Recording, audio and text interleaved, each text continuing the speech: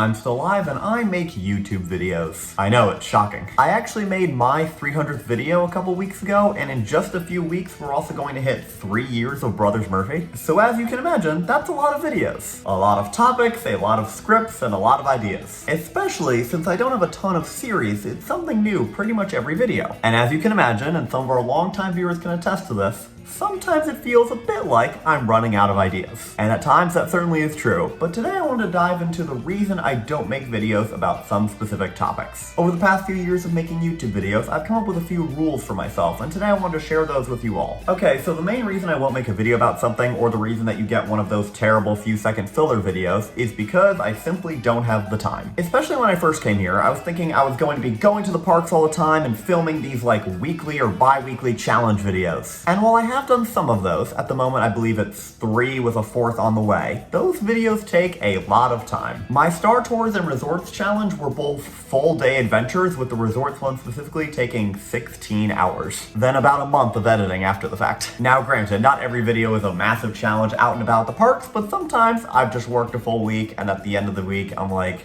I don't really have anything important to make a video about. Now that sort of brings me into my next point, which is that I don't make a video about anything that I consider to be hopping on a trend. This might feel counterproductive, but I don't like doing anything that anybody else is also doing. For example, I don't vlog myself having just like a normal day out and about at the parks, or I didn't vlog anything related to like my move into the Disney College program, even though those videos do pretty well. For another example, I attended the last day of Rock and Roller Coaster starring Aerosmith. More specifically, I got in line 5 minutes before it ended, and I was in the last 200 people to ever ride that ride. However, I intentionally didn't film anything there, because there were a bunch of people already filming and talking about it, and I would have just added to the noise. Now, I eventually did talk about that experience, but only once I saw it through a unique enough angle, when I was able to ride the new version of the ride 8 times in an hour. And also, to reiterate something that I haven't said in a while, I do not want to be a YouTuber. Granted, I have a ton of fun doing it, however, it is just a hobby, and I definitely do not want to do this for a career. And this channel has already been much more successful than I thought it would be. Moving right along, I also try not to post many sincere videos anymore. Retroactively looking back at this channel's catalog, there's been a few videos where I think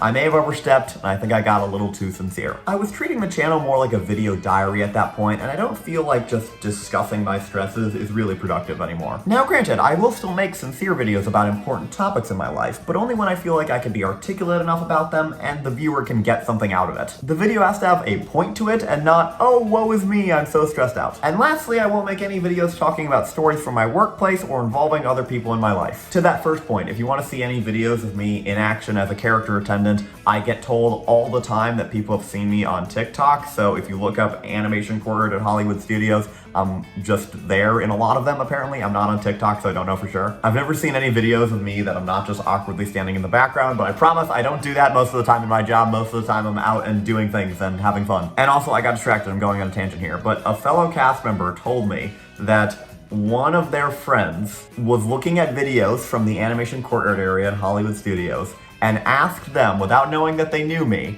oh, when did Linguini from Ratatouille start working with you? Oh my gosh, I can't escape it. Like, legitimately, I get that seemingly every day. It's crazy. Now, I do get the irony that I just violated the rule about talking about my job. However, I'm not counting the sheer number of people who tell me that I look like Linguini from Ratatouille, because that bit originated on this channel, but it now follows me everywhere. Anyway, but to the second point about talking about people in my life, I really try to avoid that, especially when I tell any stories from my life. A lot of them are from a long time ago, but I also still mostly just talk about my experiences in them, and I don't really mention other people or what they said in any of the stories. I'm sure you'll be able to find some exceptions to this, but for the most part I try to stick to that. So there is a reason that I do this outside of just the obvious. I don't mention this terribly often, but when my dad was younger, he became pretty famous. I'm not really comfortable explaining the whole story, but basically he was a one-hit wonder. No, I'm not going to say what song it was, but you've probably heard it. It plays on the radio occasionally. He chose to be very private about his personal life, and for that little bit of time that his song was super popular and everybody wanted to know things about him, no one really did. They only really knew his song. They didn't know anything about him, and they also, more importantly, didn't know anything about the people in his life. And even though he's mostly disappeared from the public zeitgeist, this is still true today. You can only control your reputation for so long, and I definitely don't want to tell a story about my life where I miscontextualize something that somebody said and it offends them. So yeah, it's safe to just avoid talking about anybody that I know in real life, unless I'm just saying how great they are. A lot of the other rules I've set for myself are just personal choices, but this is definitely something I would recommend that you try to follow, especially if you make your own content. Because who knows, you might become a one-hit wonder like my dad and be glad that you followed his advice. Alrighty, well on that note, oh my gosh,